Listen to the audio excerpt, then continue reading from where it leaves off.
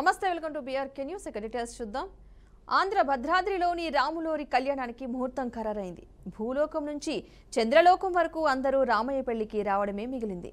ఇక ఇక్కడ జరిగే రాములోరి కళ్యాణం కోసం భక్తులతో పాటు దేవదేవుళ్ళు కూడా ఎదురుచూస్తూ ఉంటారు. అసలు ఇక్కడ జరిగే రామయ్య పెళ్లికి ఓ ప్రత్యేకత ఉంది. అసలు ఈ ఆంధ్ర భద్రాద్రి ఎక్కడుంది? ఎందుకింత ప్రత్యేకత సంతరించుకుంది? ఈ ఆలయాన్ని ఏకశిలా నగరం అని ఎందుకు పిలుస్తారు? భక్తుల భద్రత విషయంలో జిల్లా యంత్రాంగంతో పాటు టీటీడీ తరహా చర్యలు చేపడతారెందుకు? ఇలాంటి పలు సందేహాలు నివృత్తి కావాలంటే మా స్టోరీ చూడాల్సిందే.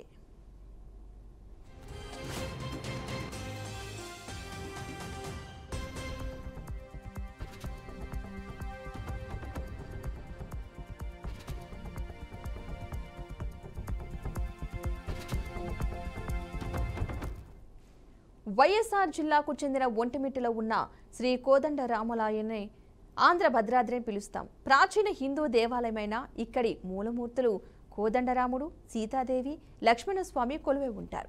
కడప నుంచి రాజంపేటకు వెళ్లే మార్గంలో 27 కిలోమీటర్ల దూరంలో ఒంటిమిట్ట ఉంది. సీతారామ లక్ష్మణుల విగ్రహాలను ఏకశిలలో ఉన్నందున ఈ క్షేత్రమును ఒంటిమిట్ట అని అంటారు. ఇక ఇక్కడ ఉన్న మూల విరాట్ విగ్రహంలో రామయ్యతో పాటు సీతాదేవి, లక్ష్మణులు ఒకే రాతిపై భక్తులకు దర్శనమిస్తారు. ఆంధ్రప్రదేశ్ ప్రభుత్వం శ్రీరామనవమి రోజున అధికారికంగా కార్యక్రమాలను చేపడుతుంది. శ్రీరామనవమి రోజున ప్రభుత్వం తరపున పట్టు వస్త్రాలు, తలంబ్రాలు సమర్పిస్తారు.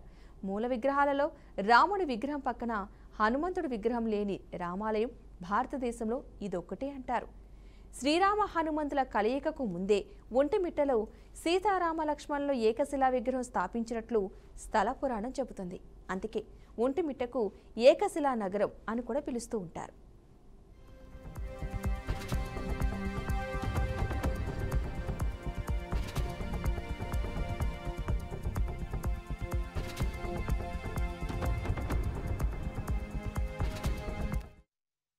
దేశవ్యాప్తంగా శ్రీరామనవమి నాడు కోదండరాముని కళ్యాణ ఉత్సవాలు జరిగితే ఇక్కడ మాత్రం అందుకు భిన్నంగా నవమి తర్వాత వచ్చే పౌర్ణమి రోజు స్వామివారి కళ్యాణం నిర్వహించడం ఇక్కడ ప్రత్యేకత.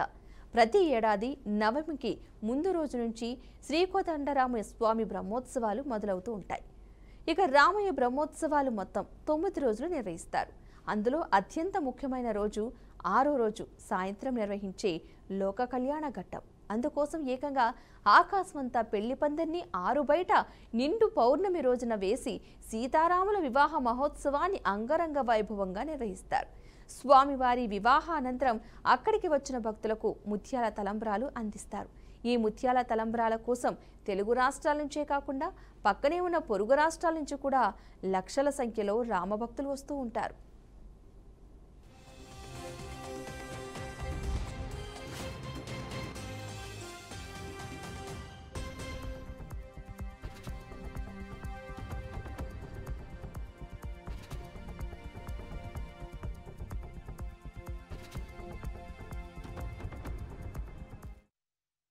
శ్రీ కోదండ రామస్వామి బ్రహ్మోత్సవాలను పండుగ వాతావరణంలో ఏర్పాట్లు చేయాలని జిల్లా యంత్రాంగంతో పాటు టీటీడీ ఈవో జె శ్యామలరావు ఆదేశించారు. ఇక దీంతో టీటీడీ జేఈఓ వీరబ్రహ్మం అధికారులతో టీటీడీ పరిపాలనా భవనంలోని జేఈఓ ఛాంబర్లో సమీక్ష నిర్వహించారు.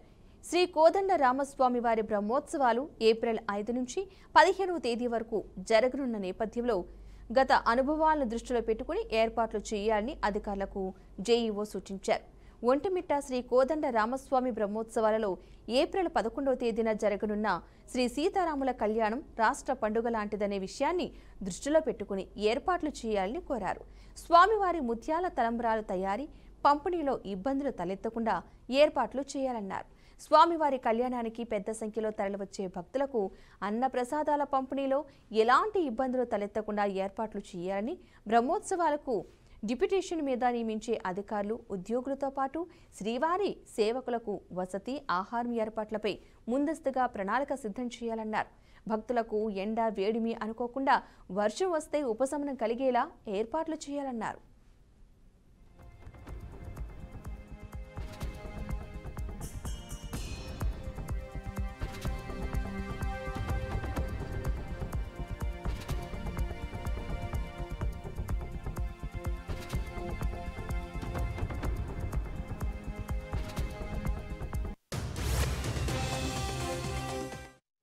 జానకీరాముల పరిణయ వేడుకలను తిలకించడానికి తరలిరానున్న భక్తులకు స్వామివారి తలంబ్రాలు ఉచితంగా పంపిణీ చేయడానికి 1.50 లక్షల ప్యాకెట్లను సిద్ధం చేయనున్నారు.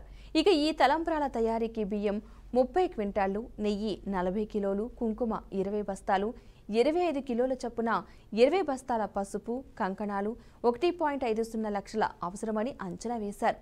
తలంబ్రాల ప్యాకెట్లతో పాటు తిరుమల శ్రీవారి చిన్న లడ్డూలు 2 ప్రత్యేక సంచులు పెట్టి కళ్యాణ వేదిక ప్రాంగణంలోని ప్రవేశించే సమయంలోనే ముందస్తుగా సందర్శకులకు అందజేసేలా ప్రణాళికలను రూపొందించారు. ఇక ఇందుకోసం ప్రత్యేక పంపిణీ కేంద్రాలను ఏర్పాటు చేస్తున్నారు.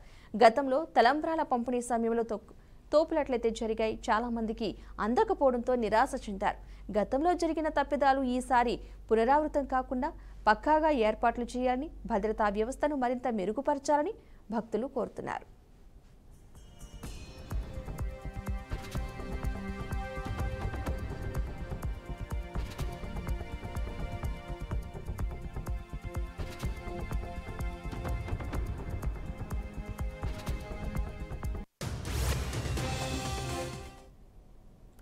శ్రీరామనవమి సమీపిస్తున్న వేళ కడపలోని ఒంటిమిట్ట శ్రీరాములూరి ఆలయంలో కళ్యాణోత్సవ ఏర్పాట్లపై మరింత సమాచారాన్ని మా ప్రతినిధి కృష్ణ అందిస్తారు. ఒంటిమిట్ట శ్రీ కోదండరామస్వామి నవమి బ్రహ్మోత్సవ ఏర్పాట్లు అంగరంగ వైభవంగా నిర్వహించడం జరుగుతుంది. టీటీడీ ఆధ్వర్యంలో ఈ యొక్క పూర్తి ఏర్పాట్లు కూడా ఒంటిమిట్ట శ్రీ కోదండరామస్వామి ఆలయం నందు పూర్తి స్థాయిలో కూడా ఏర్పాట్లు నిర్వహించడం జరుగుతుంది. ఈ నేపథ్యంలో చూస్తే భారతదేశంలో ఎక్కడా లేని విధంగా ఒకే శిలపైన రాముడు, సీతమ్మ, లక్ష్మణుడు విగ్రహాలు కూడా ఇక్కడ నిర్మించడం జరిగినది. అయితే మొత్తానికి త్రేతాయుధం నాటి నుంచి కూడా జాంబవంతుడు ప్రతిష్ఠించిన సీత, లక్ష్మణ, రాముడు విగ్రహాలు అయితే ఇక్కడ ఉన్నాయి. అయితే పూర్తి స్థాయిలో బీఆర్కే న్యూస్ నుంచి ఈ యొక్క గ్రౌండ్ రిపోర్టు ఇవ్వడం జరుగుతుంది. ఓం నమో నారాయణాయ, ఓం నమో వెంకటేశాయ. ఒంటిమిట్ట శ్రీ కోదండరామస్వామి దేవస్థానము చాలా ప్రశస్తమైంది. ఎంతోమంది మహిళలు దర్శించారు, తరించారు. ఇక్కడే మహాకవి బొమ్మెర పోతనామాతల వారు భాగవతం రాశారు. తాళ్ళపాక అన్నమాచార్ల వారు దర్శించారు. ఇక్కడే బ్రహ్మంగారు 3 రాత్రులు బస చేశారు. ఇక్కడే గుంటూరు జిల్లాలో అంగళపల్లి వాసుదాసు స్వామి, వావికొలు సుబ్బారావు గారు వాల్మీకి రామాయణ రాశారు. తర్వాత భిన్నత్వంలో ఏకత్వంగా అన్ని కులాలు మతాలు చెప్పేదే రామాలయం. ఇక్కడ ఇమాంబికని ముస్లింకు రాముల వారు దర్శనమిచ్చాడు. ఆ ముస్లిం ఇక్కడ బావి తెచ్చాడు, ఇమాంబిక బావి తెచ్చాడు. ఇక్కడ పూజా కైంకర్యాలకు అతని పేరు ఇమాంబేగ్ బాగాని ఇప్పుడు పిలుస్తుంటారన్నమాట. అది రికార్డులుగానే ఉందన్నమాట. ఇక్కడ అందుకే ప్రతి శుక్రవారం తెలివి బ్రహ్మోత్సవం ముస్లిమ్స్ కానీ పాల్గొంటుంటారు ఇక్కడ. ఎందుకంటే జ్ఞానక్షేత్రం కాబట్టి జ్ఞానానికి కులము, మతము, ప్రాంతం అంటదని 4 మంచి విషయాలు ఎవరు చెప్పినా ఒకటి, ఏ ప్రాంతం వారు చెప్పినా ఒకటి, ఏ కులం వారు చెప్పినా ఒకటే. శ్రీమాన్ వెంకటనాథార్య కవితార్కికేసరి వేదాంతాచార్యవర్యో మే సన్నిధత్తాం సదా హృది శ్రీరామచంద్ర శ్రుతపారిజాత సమస్త కళ్యాణ గుణాభిరామ సీతాం ముఖాం భోర్హ చించరీకః నిరంతరం మంగళం మాతనోతు. తిరుమల తిరుపతి దేవస్థానములు, ఒంటిమిట్ట శ్రీ కోదండరామస్వామి వారి యొక్క దేవాలయము శ్రీరామనవమిని పురస్కరించుకొని స్వామివారికి ఇక్కడ నవాహ్నికమైనటువంటి బ్రహ్మోత్సవ కార్యక్రమాలు కూడా ఎంతో వైభవంగా తిరుమల తిరుపతి దేవస్థానం వారి యొక్క ఆధ్వర్యంలో జరుగుతూ ఉన్నాయి. స్వామివారి యొక్క బ్రహ్మోత్సవము ఏప్రిల్ 5వ తారీఖున సాయంకాలం అంకురార్పణతో ప్రారంభమయ్యి 6వ తారీఖున శ్రీరామనవమి రోజు శ్రీరామనవమి జయంతి ఉత్సవాలతో ధ్వజారోహణతో కార్యక్రమాన్ని ప్రారంభమయ్యి అదే రోజున పోతనామాత్యుల వారి యొక్క జయంతి ఉత్సవాన్ని కూడా చేసుకుని తర్వాత సాయంకాలమున స్వామివారు శేషవాహనంలో అధిరోహుడై తర్వాత మరుసటి రోజున హంసవాహనము, తర్వాత 7వ తారీఖున స్వామివారు హంసవాహనంలో వేంచేపు చేస్తారు. ఈరోజు కుటుంబ సమేతంగా తిరుపతి దర్శనానికి వెళుతూ మార్గ మధ్యలో మన హైదరాబాద్ బెంగళూరు హైవే మధ్యలో కడప జిల్లాలో ఉన్న ప్రస్తుతం అన్నమయ్య జిల్లా ఉన్న ప్రముఖ దేవాలయం ఒంటిమిట్ట కోదండరామస్వామి వారి దేవస్థానంలో ఉన్నాను. ఈ ఆలయ సందర్శన అన్నది పూర్వజన సుఖం అనుకోవచ్చు. ఎందుకంటే ఇది ఏనాడు 11వ శతాబ్దంలో నిర్మించిన దేవాలయం. ఆ రోజు ఒంటుడని మీటుడని చెప్పేసి దొంగతనం చేసుకుంటూ ఉండేవాళ్ళు. వాళ్ళు ఇక్కడ ఆలయాన్ని నిర్మించడం జరిగిందని ఒక ప్రతీక ఉంది.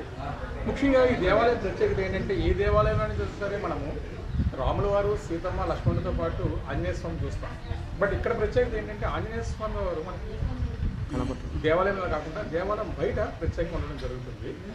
ఒంటిమిట్ట రాములూరి కళ్యాణానికి సర్వం సిద్ధం చేశారని అనుకోవచ్చు. మొత్తానికి టీటీడీ ఆధ్వర్యంలో పూర్తి స్థాయిలో కళ్యాణ వేదిక ఏర్పాట్లు కూడా చేస్తున్నారు. అయితే ఈ యొక్క కళ్యాణము ఒంటిమిట్ట కళ్యాణం అంటే భారతదేశ వ్యాప్తంగా కూడా ఎంతో ప్రాముఖ్యత చెందిందని అనుకోవచ్చు. అయితే సీతమ్మ వారు వచ్చేసి చంద్రవంశానికి చెందినవారు, అదేవిధంగా రాముల స్వామి వచ్చేసి సూర్యవంశం చెందినవారు. కాబట్టి ఈ యొక్క కళ్యాణం వచ్చేసి ఒంటిమిట్టలో పండుటి వెండిల్లో కూడా ఈ యొక్క కళ్యాణ కార్యక్రమం నిర్వహించడం జరుగుతుంది. అయితే ఈ కళ్యాణ కార్యక్రమానికి రాష్ట్ర ప్రభుత్వం నుంచి కూడా పట్టు వస్త్రాలు, ముత్యాలు, తరంబరాలు కూడా తీసుకురావడం ఆనవాయితీగా అయితే జరుగుతుంది. అయితే మొత్తానికి ఈ యొక్క కళ్యాణం కూడా పూర్తి స్థాయిలో కూడా ఏర్పాట్లకైతే ఘనంగా చేశారు.